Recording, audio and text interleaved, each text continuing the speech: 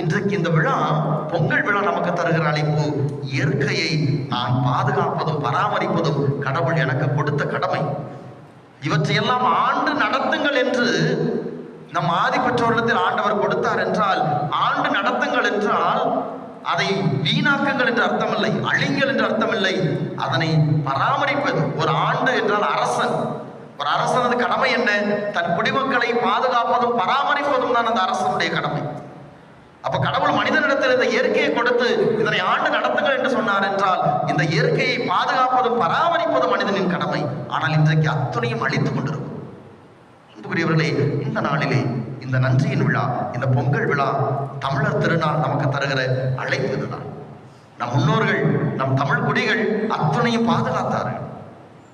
எனவேதான் 5 திணைகளாக பிரித்து இந்த மண்ணை அவர்கள் வழிநடத்தினார்கள். குறிஞ்சி,